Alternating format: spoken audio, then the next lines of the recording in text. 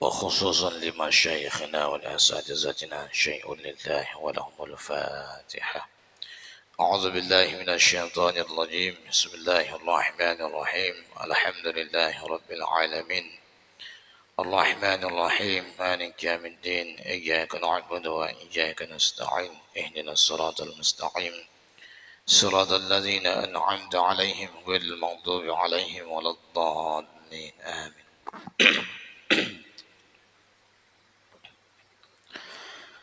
Assalamualaikum warahmatullahi wabarakatuh.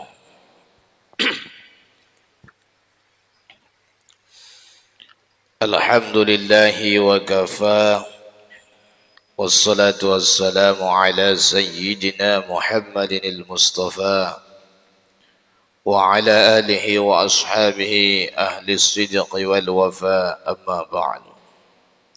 Subhanaka la ilma lana illa ma 'allamtana innaka antal alimul hakim. Hasbunallahu wa ni'mal wakil wa la hawla wa la quwwata illa billahil aliyyil azim. Jamaah Masjid Agung Karimun yang dimuliakan oleh Allah Subhanahu wa taala. Puji dan syukur kita panjatkan kehadiran Allah Subhanahu wa taala dengan tiada bosan-bosannya mengucapkan alhamdulillahi rabbil alamin. Yang sampai kepada saat ini masih tetap melimpahkan, mencurahkan rahmatnya, kasih sayangnya kepada kita semua dalam berbagai macam bentuk nikmat yang tiada terhingga dan terkira, sehinggalah kita dapat hadir di rumah Allah yang mulia ini.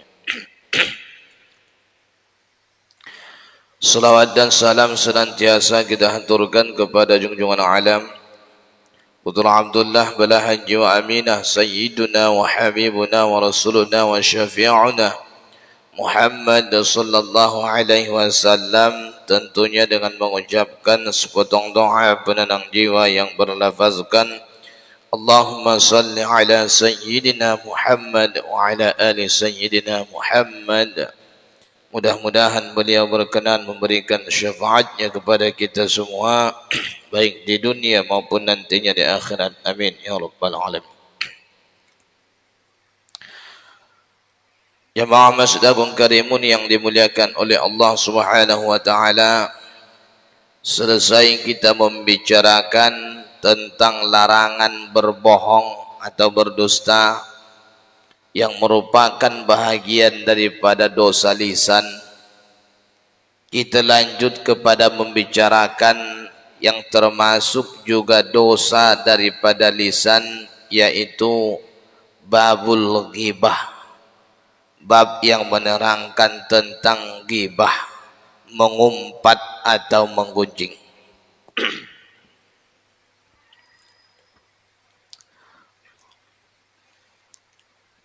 An Abi Hurairah radhiyallahu ta'ala anhu anna an-nabiy sallallahu alaihi wasallam qala. Satu hadis dari Abu Hurairah radhiyallahu taala anhu bahwa Nabi berkata kepada sahabat-sahabat beliau bertanya, "At-tadruna mal ghibah?" Tahukah kalian sebenarnya apa hakikat ghibah itu? Supaya kita tahu ucapan kita itu bermakna ghibah atau tidak, tentu harus tahu apa itu ghibah. Atadruna manil ghibah? Atadruna mal ghibah? Tahukah kalian apa itu menggunjing? Apa itu mengumpat? Apa itu ghibah itu? Qalu, sahabat menjawab, Allahu wa rasuluhu a'lam, Allah dan Rasulnya lah yang paling tahu. Lalu Nabi meneruskan, Iza zakarta akhaka bima yakrah faqad iktabtah. Ghibah ialah, menggunjing ialah apabila engkau membicarakan kejelekan saudaramu yang seandainya dia dengarkan maka ia tidak akan suka, itulah ghibah. Apabila engkau membicarakan kejelekan, aib, kekurangan saudaramu yang seandainya dia dengarkan pasti dia tidak akan suka, itulah ghibah. Itu definisi daripada Nabi Muhammad sallallahu alaihi wasallam. Lalu sahabat tidak langsung iya. Oh, tidak. Di antara sahabat ada yang bertanya, "Ara'aita in kana fi akhi ma aqul?" Ya Rasul, seandainya yang aku bicarakan itu kejelekan saudaraku itu memang betul itu kejelekan dia, kata Nabi, in kana fihi ma taqul faqad iktabtahu wa illam yakun fihi ma taqul faqad bahattahu. Kalau engkau membicarakan aib, kekurangan, kejelekan saudaramu, sekalipun itu betul, tetap dikatakan ghibah. Walaupun betul apa yang kau cakap itu ada memang pada dirinya, maka engkau telah menggunjing dia. Seandainya engkau membicarakan kejelekan saudaramu padahal itu tidak ada pada dirinya, engkau telah menuduhnya, artinya engkau telah memfitnahnya. Nah, jadi kalau dilihat daripada definisi Nabi ini, barangkali sengaja atau tak sengaja, setiap hari mungkin sering kita berbicara yang seperti ini. Nah.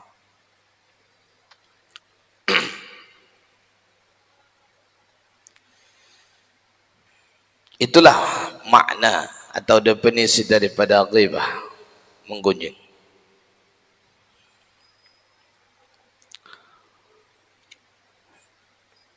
Balaghana anna imra'atan qasiratan dakhalat 'ala an-nabiy sallallahu alaihi wasallam, telah sampai berita kepada kami, kata Abu Nujaih, telah sampai berita kepada kami bahwa satu hari datanglah seorang perempuan ke rumah Rasulullah sallallahu alaihi wasallam. Perempuan ini qasirotan, pendek. Kalau menurut orang Arab itu pendek, ukuran orang Arab lah. Kalau orang kita dengan orang Arab dibandingkan posturnya, ya orang kita pendek-pendek. Tapi sesama orang Arab, ini perempuan termasuk orang yang pendek, pendek sangat. Falamma kharajat qalat Aisyah radhiyallahu taala anha ma aqsaruha. Jadi dia menyampaikan hajatnya kepada Rasulullah, wanita yang pendek ini. Setelah disampaikan hajat, selesailah hajat, baliklah perempuan minta izin kepada Rasulullah. Datanglah Aisyah. Apa kata dia? Ma aqsaruha. Ya Rasul, pendeknya perempuan tadi.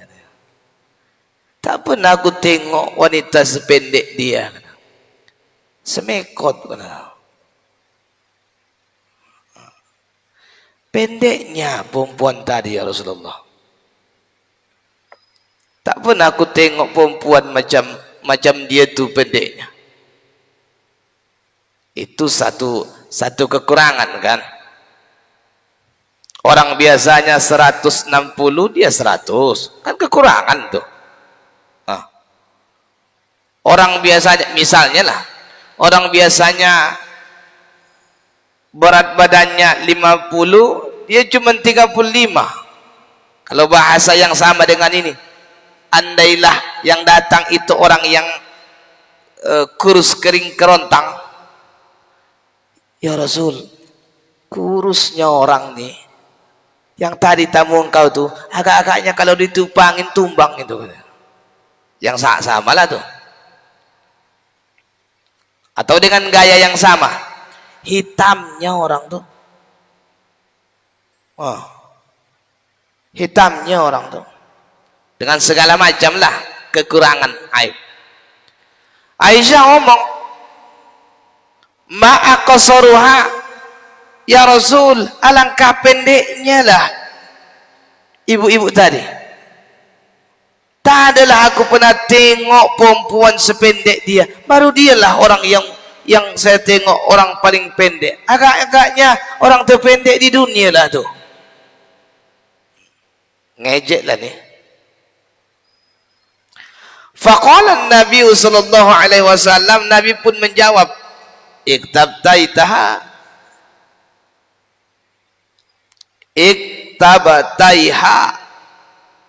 Aisyah, engkau telah menggunjing dia,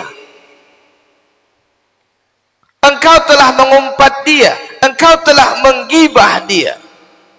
Padahal mungkin saja cuman ngomongnya cuman main-main aja, sambil senyum-senyum dia cakap, pendek betul ibu-ibu tadi Rasulullah. Kata Nabi, iktabtaiha, kau telah menggunjingnya Aisyah. Faqalat Aisyah, ma qultu illa ma fiha, yang aku cakapkan betul ya Rasulullah. Aisyah menjawab lagi, kan memang betul dia itu pendek ya Rasul. Memang betul, aku tak bohong. Siapapun ditanya pasti mengatakan ibu-ibu tadi pasti pendek dia. Qala zakarta aqbaha ma fiha, engkau telah menyebut aib dirinya, kekurangan dirinya. Artinya apa? Sekalipun betul, memang tetap disebut dia menggunjing, menggibah. Kalaupun betul. Ya. Kalaupun betul. Jadi segala sesuatu kekurangan bila disebut-sebut maka itu namanya menggunjing. Walaupun benar kekurangan itu ada pada diri orang. Siapalah manusia yang sempurna? Pasti ada kurangnya. Yang ini terlalu panjang, kurang juga. Kekurangan juga. Terlalu pendek, kekurangan juga. Terlalu kurus, aib juga. Terlalu gemuk, gemuk sangat. Terlalu kuat makan, kuatnya dia makan. Macam tak makan pula 1 bulan. Terlalu manja pun kekurangan juga. Allah, dia kalau bukan ini lauknya dia tak nak makan, tahulah dia.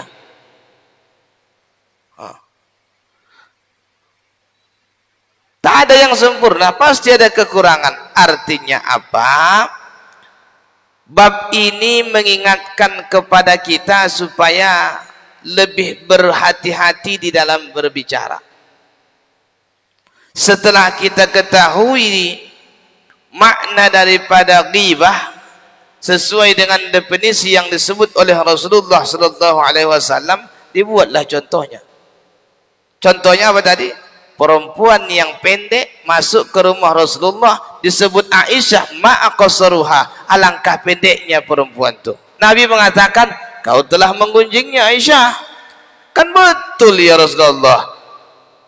Iya betul, tapi engkau telah menyebut kejelekan yang ada pada dirinya. Itu kata Rasulullah sallallahu alaihi wasallam. Tuan-tuan, supaya kita lebih waspada, Rasulullah pernah bercerita. Apa kata Rasulullah? Lailata usriya bi ila samai, ketika aku diperjalankan waktu Isra Mi'raj, marartu biqaumin yuqta'ul lahmu min junubihim summa yulakkimuna. Saya berjumpa, kata Rasulullah waktu Isra Mi'raj, saya berjumpa dengan satu kaum, sekelompok manusia yang dipotong dagingnya, dikerat dagingnya, lalu dia diserahkan kepada orang yang dikerat dagingnya ini, disuruh dia memakan dagingnya sendiri. Andailah misalnya dipotong pahanya, macam kita memotong paha kambing, dipotong, dikerat pahanya, sekerat, 2 kerat, 3 kerat, lepas tu dikasih kepada orang ni, ini makan. Daging dia disuruh dimakan dia. Siapa ini? Summa yuqalu lahum kulu ma kuntum ta'kuluna min lahmi akhikum. Lalu dibagi tahu kepada mereka, makanlah macam mana dulu kamu makan daging saudara-saudara kamu. Fakultu, kata Nabi, ya Jibril, man haulai? Siapa mereka ya Jibril? Daging mereka dikerat, dipotong. Setelah dipotong, mereka disuruh memakannya. Siapa mereka wahai malaikat Jibril? Faqal haulai min ummatika al-hammazuna al-lammazuna, yakni al-muqtabina. Mereka itu wahai Muhammad adalah orang-orang dari kalangan umatmu yang ahli atau yang selalu muqtabina, yang selalu tidak menjaga lidah membicarakan aib kejelekan saudara-saudaranya. Jadi bukan dosa kecil menggunjing ni, bukan dosa biasa-biasa, dosa yang biasa kita lakukan, iya, tapi dosa besar. Hadis sahih yang membicarakan ini, ayatnya ada, hadisnya ada, siksaannya nanti di akhirat ada, dosa besar.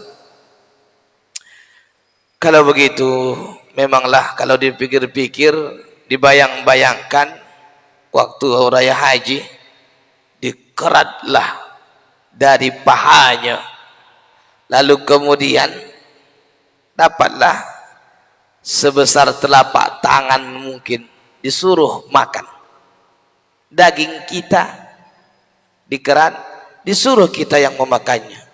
Alangkah hinanya orang itu. Siapa mereka yang tiada menjaga lisan? Tuan-tuan yang dimuliakan oleh Allah Subhanahu wa taala.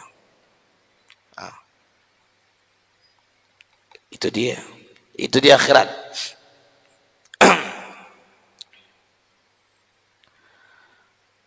Satu hari Rasulullah sallallahu alaihi wasallam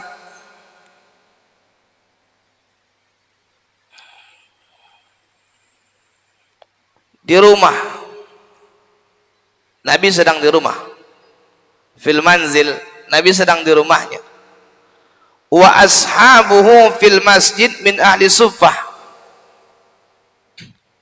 Sahabat-sahabat Nabi dari kalangan ahlus suffah namanya. Ahlus suffah. Ahlus suffah ini adalah kaum muhajirin, sahabat Nabi dari Makkah yang mereka meninggalkan rumahnya, meninggalkan hartanya, meninggalkan keluarganya untuk membela akidah dan agamanya. Luar biasa sahabat.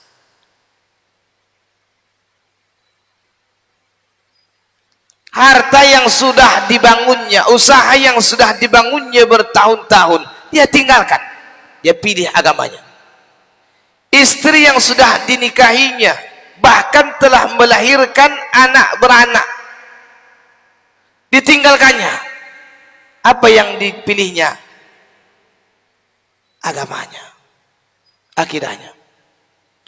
Andai kata di zaman inilah datang keadaan seperti itu, barangkali banyak orang yang murtad. Tak apalah, tak apalah, saya sini aja dulu, nanti saya datang.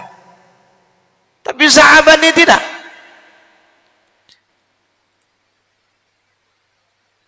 Dia ajak istri tak nak, oke, kau kutinggalkan.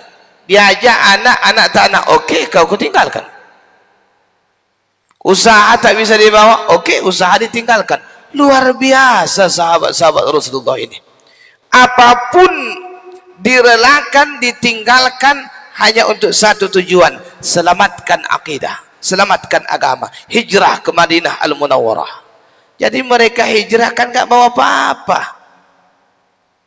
Gak bawa apa-apa, cuman bawa bekal di perjalanan saja. Sampai di Madinah ya gak punya apa-apa. Di mana mereka tinggal? Mereka tinggal di emperan Masjid Nabawi, namanya Ahlus Suffah. Ada sekitar 8, itu kalau sahabat Nabi. Kalau kita tengok buku Ahlus Suffah ini, berbeda pendapat para ulama. Ada yang mengatakan 80 orang. Ini orang-orang fakir semua ini.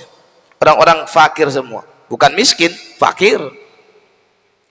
Jadi kalau misalnya di sini, ini tempat infak sedekah, ke situlah namanya Ahlus Suffah. Ya. Jadi satu hari Nabi sedang berada di dalam rumah.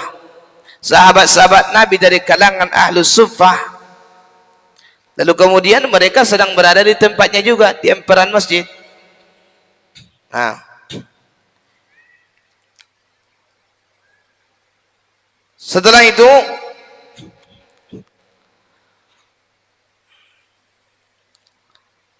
adalah seorang sahabat yang bernama Zaid bin Thabit. Zaid bin Thabit ini adalah sekretaris Rasulullah, tukang tulis Al-Quran.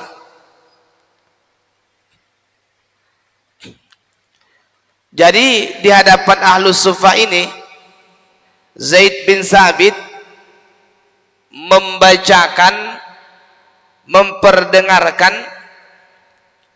hadis-hadis yang didengarkannya dari Rasulullah Sallallahu Alaihi Wasallam.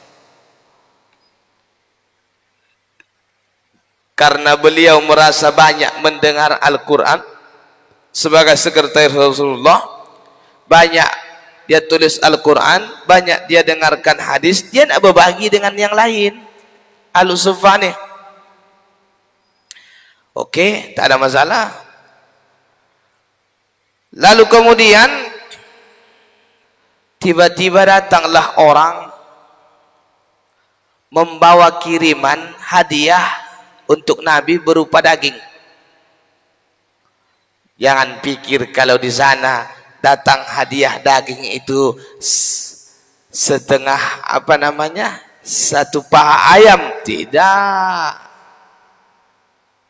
Kalau buat hadiah paling kecil, ya satu anak domba, satu ekor kambing. Itulah. Begitu sampai hadiah ini, rupanya orang yang membawa hadiah untuk Nabi ini lewat di hadapan sahabat Ahlus Suffah. Mereka sedang mendengarkan hadis-hadis Nabi dari Zaid bin Thabit. Lewatlah pembawa hadiah ini kepada Nabi, masuk ke rumah Nabi. Setelah masuk, ya keluar, selesai diserahkan hadiah. Tiba-tiba mereka ngomong, Zaid, Oh Zaid, ya, udkhul ala nabi sallallahu alaihi wasallam wa qul inna lam na'kulil lahma munzu kaza wa kaza. Awak masuklah ke rumah Nabi. Buat apa? Bagi tahu Nabi, biar dibagi dengan kami sebahagian hadiah tu. Dah lama tak makan daging. Namanya orang fakir. Dah lama tak makan daging. Rupanya menengok saja pun dah teringinkan karena saking lamanya. Makanya makan daging itu adalah makanan berharga bagi orang yang fakir, bagi orang yang miskin. Alangkah bahagianya mereka, makanan yang jarang sekali mereka makan tiba-tiba dikasih kepada mereka. Jadi kalau nak bersedekah, jangan sedekah sama orang kaya, tak ada guna itu. Tapi kalau hadiah boleh. Kalau hendak membantu, lebih bermanfaat kepada siapa? Orang yang membutuhkan. Ada kalanya bersedekah itu hukumnya sunnah, ada kalanya wajib. Kapan sunnah? Sunnah bersedekah apabila memang ada saudara kita yang fakir, lalu kemudian mereka merasa kekurangan dan kemudian kita bantu. Tapi ada kalanya wajib. Bila wajib? Seandainya mereka tidak memiliki apa-apa, beras tak ada, lauk tak ada, kalau tak makan mereka, menurut adatnya mereka akan mati. Kita sanggup membantu, saat itu wajib. Saat itu wajib. Zaid masuklah ke rumah Nabi, minta sebahagian daripada hadiah itu, dihadiahkanlah untuk kami, disedekahkanlah untuk kami. Dah lama kami tak makan daging Zaid, pergilah. Apa kata Zaid? Ialah pula Zaid ni pula orangnya pengasih, mendengar ucapan seperti itu. Ya pula, kawan-kawan ni dah lama tak makan daging, biarlah aku coba dulu, mana tahu berhasil. Begitu Zaid bin Sabit meninggalkan tempat duduknya, di waktu dia menceritakan hadis-hadis Nabi, rupanya ada yang ngomong. Ada yang ngomong di antara sahabat-sahabat dari kalangan Ahlus Suffah. Apa kata mereka? Inna Zaidan qad laqiyan nabiyya misla ma laqaina fa kaifa yajlisu wa yuhaddisuna.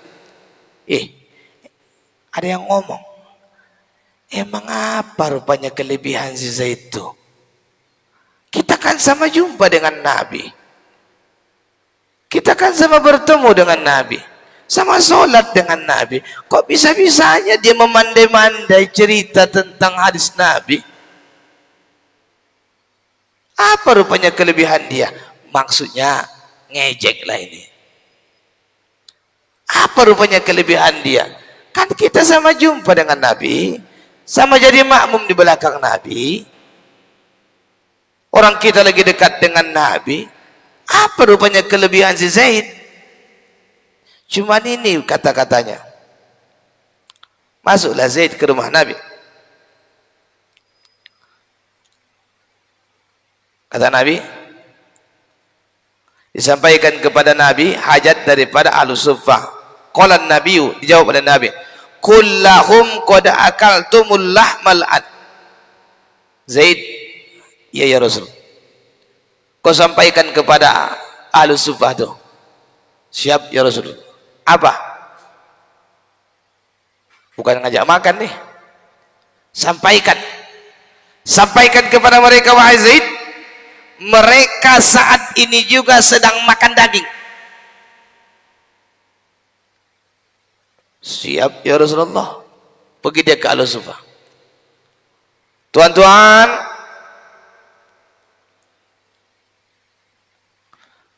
saya menyampaikan pesan daripada Rasulullah. Kan penasaran. Apa pesannya ini? Disuruh berbaris tak? Disuruh siap-siap tak?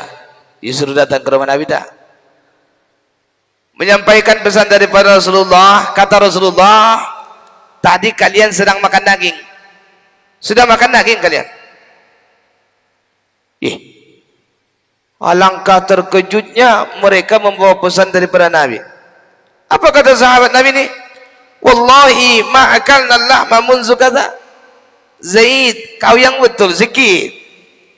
Kami itu tak pernah makan daging. Apalagi kau cakap tadi.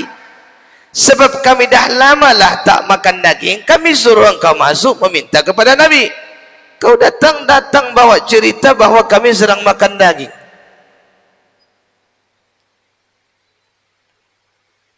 Beritahu kepada Rasulullah, kami tidak makan daging. Pergi lagi Zaid. Pergi lagi dia. Disampaikan, ya Rasul, iya. Orang mereka katanya tak ada makan daging.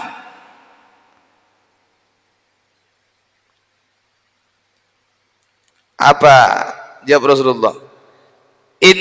Innahum qad akalul an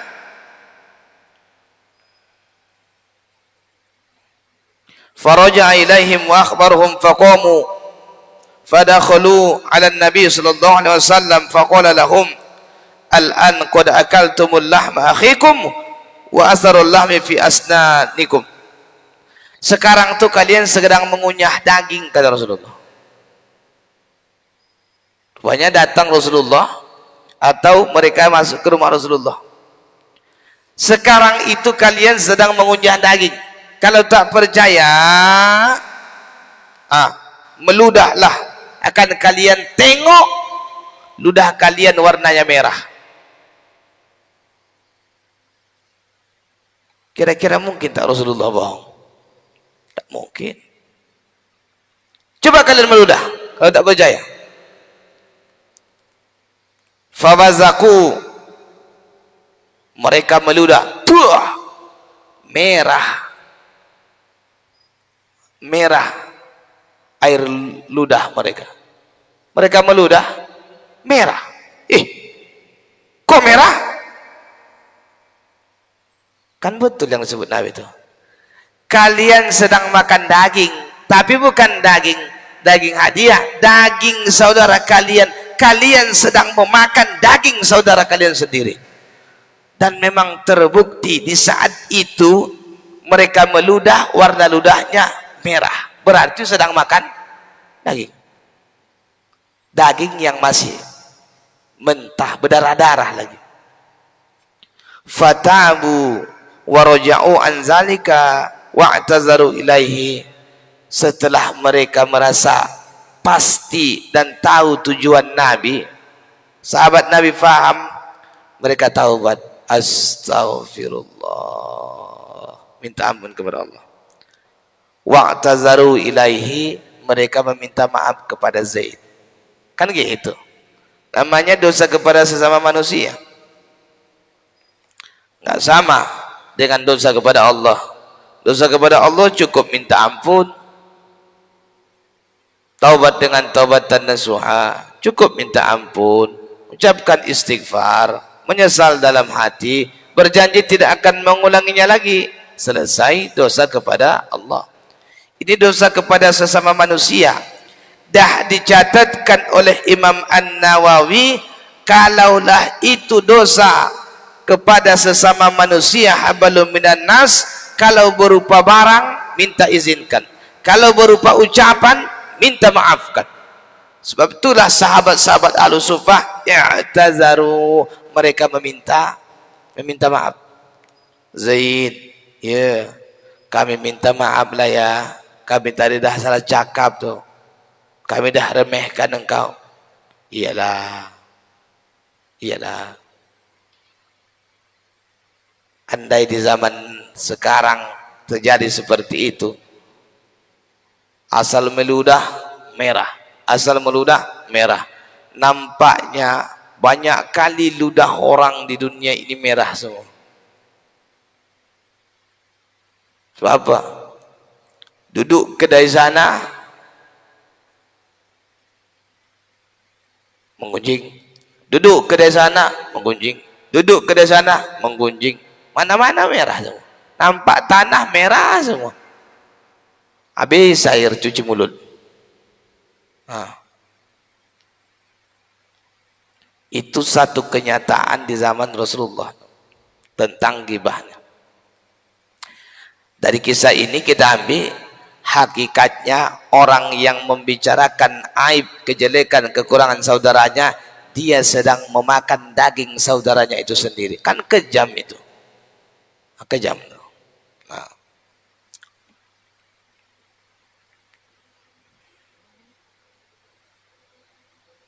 Jemaah yang dimuliakan oleh Allah Subhanahu wa taala.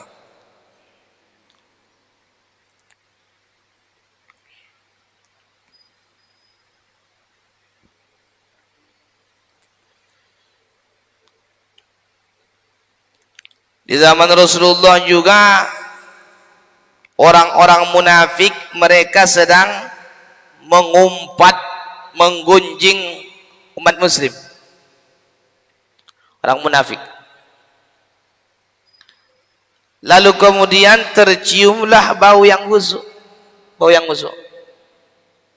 Jadi di zaman Rasulullah kalau ada orang yang mengumpat, menggunjing, menggibah, langsung tercium bau busuk. Di luar orang menggunjing tercium busuknya ke sini.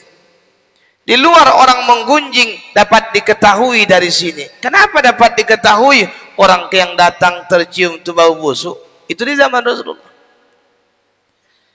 Orang munafik menggunjing umat muslim tercium bau busuk. Zaman Rasulullah. Jadi kalau di zaman Rasulullah itu, kalau ada orang yang menggibah cepat ketahuan itu. Kan malu. Kenapa cepat ketahuan? Karena memang dibuat Allah tercium bau bangkai dari mulutnya ketika dia menggunjing saudaranya. Itu di zaman Rasulullah. Lalu kemudian di zaman kita macam mana? Ditanyalah kepada hukama. Ahli-ahli hikmah, ditanya kepada mereka, mal hikmatu fi anna rihal ghibati wa nasniha kanat tatabayyana ala ahdi Rasulillah sallallahu alaihi wasallam wa la tatabayyanu fi yaumina hadza. Apa hikmahnya kalau orang menggibah di zaman Rasulullah langsung ketahuan, tapi kalau orang menggibah di zaman ini tak ketahuan? Zaman Rasulullah orang menggibah langsung tercium bau bangkai. Di zaman kita ini orang menggibah tak ada tercium sikit pun. Apa hikmahnya? Dijawab oleh ahli hikmah. Li'anna al-ghibata qad kasurat fi yaumina famtala'atil anufu minha falam yatabayyanir raihah wa hiya al-nasnu wa yakunu misalu hadha rajul dakhala darul dabbaghin la yaqdiru 'ala al-qarari fiha min shiddat raihah wa ahlu tilka ad-dar ya'kuluna fiha at-ta'am wa yashrabuna asy-syarab wa la yatabayyanu lahum ar-raihah li'annahu qad imtala'at anufuhum minha kadzalika amrul ghibati fi yaumina hadza. Kata ahli hikmah, hikmahnya jangan tanya kenapa. Kalau kenapa ya itu ketentuan Allah. Jawabnya singkat aja. Tapi hikmahnya kalau ditanya, hikmahnya apa? Hikmahnya di zaman Rasulullah orang menggibah sedikit karena mereka takut. Di zaman Rasulullah orang menggibah sedikit, sehingga kalau ada orang menggibah cepat ketahuan, malu. Di zaman kita ini orang menggibah luar biasa banyaknya. Orang kalau nggak menggibah satu kali satu hari sakit perutnya. Di zaman kita ini kata ahli hikmah banyak orang yang menggunjing. Seandainya lah diumpamakan saking banyaknya orang yang menggibah dah terbiasa dah terbiasa hidung tu mencium bau ghibah sehingga dah tak terasa lagi, dah tak mengapa lagi. Sama dengan orang, tuan-tuan, kalau ada saudara-saudara kita bekerja di dinas lingkungan hidup, apa namanya, di bagian-bagian kebersihan tuh, itu kalau kita yang nggak biasa nggak tahan lama-lama. Tapi kalau yang sudah biasa, enak aja dia di samping itu merokok-rokok, tenang-tenang aja, nggak ada apa-apa. Kenapa bisa begitu? Karena hidung itu sudah penuh dengan bau itu, tidak biasa. Sama dengan kita juga, karena sudah biasa. Alah, kalau sekarang itu dia bilang kalau menggibah pakai kode. Ini bukan ngatain orang lah ya, itu kode. Cuman teringatnya aja kan. Teringatnya aja kan. Bukan ngatain orang lah ya, bukan menggibah lah ya. Oh, maksud dia kalau sudah dibilang bukan menggibah berarti bukan gibah lagi. Bukan itu. Seolah-olah kalimat itu sebagai penawar yang tadinya gibah jadi tak gibah. Pokoknya dia bilang ini bukan ngatain orang, pokoknya ini bukan gibah orang, bukan mengunjung orang. Kalau isinya tetap menceritakan aib dan kejelekan saudara kita, tetap itu disebut dengan gibah. Selesai. Tak usah banyak cerita. Baik. Insyaallah. أعوذ بالله من الشيطان الرجيم بسم الله الرحمن الرحيم الحمد لله رب العالمين والصلاة والسلام على أشرف الأنبياء والمرسلين وعلى آله وصحبه أجمعين اللهم ربنا انفعنا بما علمتنا رب علمنا الذي ينفعنا رب زدنا علما وارزقنا فهما اللهم ارزقنا فهم النبيين وحفظ المرسلين وإلهام ملائكة المقربين برحمتك يا أرحم الراحمين ربنا آتنا في الدنيا حسنة وفي الآخرة حسنة وقنا عذاب النار وصلى الله على سيدنا محمد النبي الأمي وعلى آله وصحبه وسلم والحمد لله رب العالمين والسلام عليكم ورحمة الله وبركاته.